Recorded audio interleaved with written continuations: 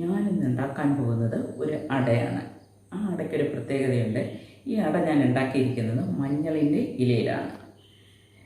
നിങ്ങൾക്ക് എൻ്റെ വീഡിയോ ഇഷ്ടപ്പെട്ടിട്ടുണ്ടെങ്കിൽ സബ്സ്ക്രൈബ് ചെയ്യുക.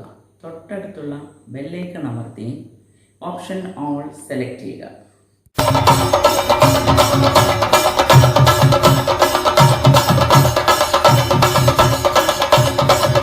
ഞാൻ പലതരം ഇലകളിൽ അടയുണ്ടാക്കി നോക്കിയിട്ടുണ്ടെങ്കിലും മഞ്ഞളിലയിലെ അട വളരെയധികം സ്വാദിഷ്ടമായ ഒന്നാണ്. ഈ അടയുടെ മണവും ഇതിൻ്റെ രുചിയും വേറൊരു അടയ്ക്കും കിട്ടിയിട്ടില്ല.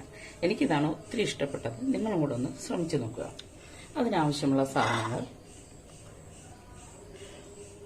ഇത് അരിപ്പൊടിയാണ്, നല്ല വറുത്ത അരിപ്പൊടി, ഒരു കപ്പ് അരിപ്പൊടി, 1 കപ്പ് തേങ്ങ ചിരകിയത്, 1/4 കപ്പ് ശർക്കര. അത് നിങ്ങളുടെ ഇഷ്ടത്തിനനുസരിച്ച് എടുക്കാം. ശർക്കര ഒത്തിരി മധുരം വേണമെന്നുള്ളവർക്ക് കുറച്ചുകൂടെ കൂട്ടിയെടുക്കാം, അല്ലെങ്കിൽ കുറച്ചുകൂടെ കുറച്ചെടുക്കാം. ഞാനിപ്പോൾ 1/4 കപ്പ് ശർക്കരയാണ് എടുത്തിട്ടുള്ളത്. 2 ഏലക്ക ചതച്ചത്, ആവശ്യത്തിന് ഉപ്പ്. പിന്നെ ഈ മാവ് കുഴയ്ക്കാൻ വേണ്ടിയിട്ടുള്ള വെള്ളം. ഏകദേശം ഇതൊരു 2-2.5 കപ്പ് വെള്ളം ഉണ്ടാവും. നമുക്ക് ആവശ്യത്തിന് എടുത്താൽ മതി വെള്ളം. നിങ്ങളൊന്ന് കുഴച്ച് നോക്കുമ്പോൾ നിങ്ങൾക്ക് ഏകദേശം മനസ്സിലാവും. ആവശ്യത്തിനുള്ള വെള്ളം എടുത്താൽ മതിയാവും. പിന്നെ ആ മാവിന് വേണ്ട ഉപ്പ്.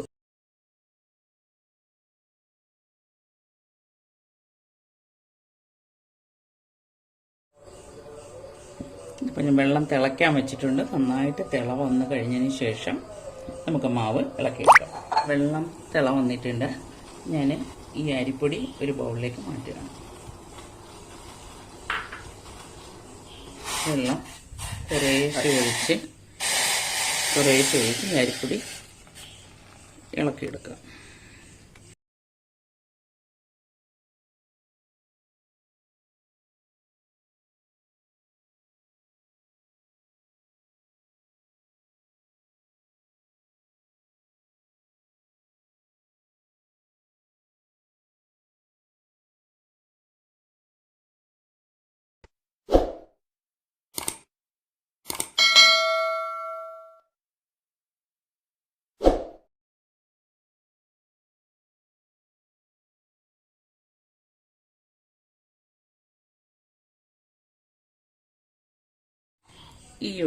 ഈ ഒരു പരുവത്തിന് എടുക്കണം.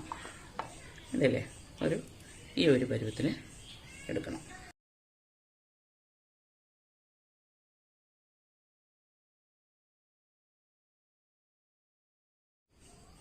മാവൊന്ന് തണുത്തതിന് ശേഷം നമുക്ക് ഇലയിൽ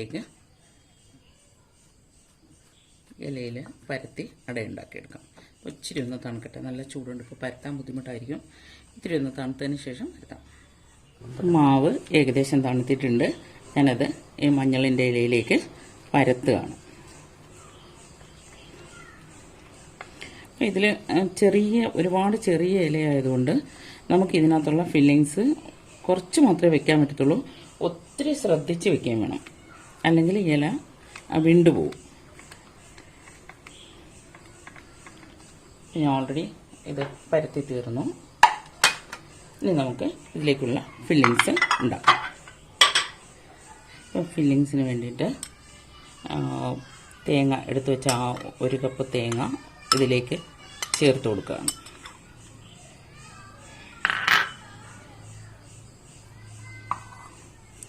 ഒരു 1/4 കപ്പ്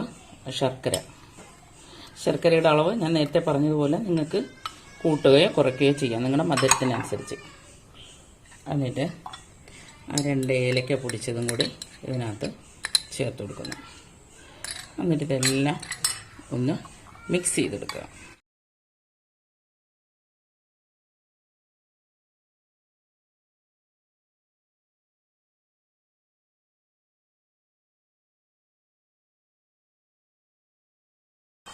ഓക്കെ, ഇതിപ്പോൾ മിക്സ് ചെയ്തിട്ടുണ്ട്.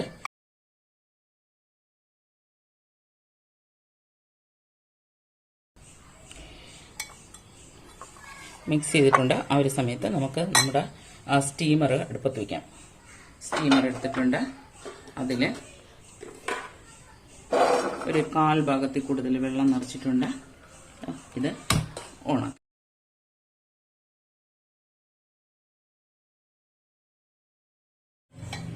ആ സമയത്ത് നമ്മുടെ ഫില്ലിങ്സ് നമുക്ക് റെഡിയാക്കാം.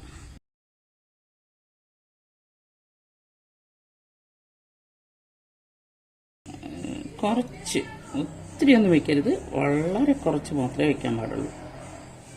എന്നിട്ട് ഇത് നന്നായിട്ട് ഒട്ടിച്ചു കൊടുക്കണം, അല്ലെങ്കിൽ ഇത് ഇളകി വരും.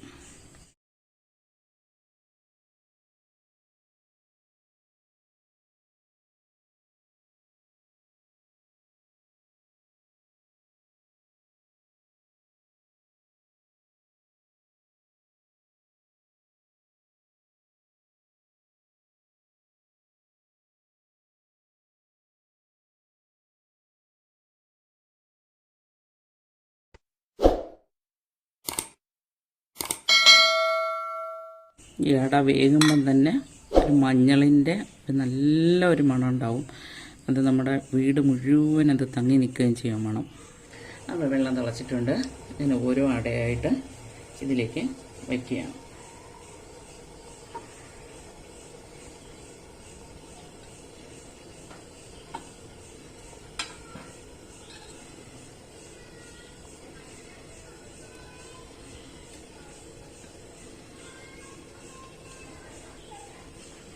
നമുക്ക് ഇത് അടച്ച് ഒരു 25 മിനിറ്റ് കുക്ക് ചെയ്യാം.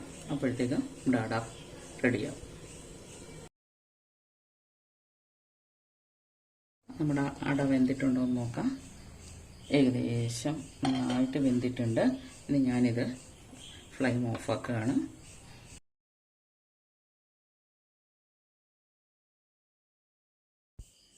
ഇനി ഓരോന്നായി എടുത്ത് നമുക്ക് പ്ലേറ്റിലേക്ക് മാറ്റാം.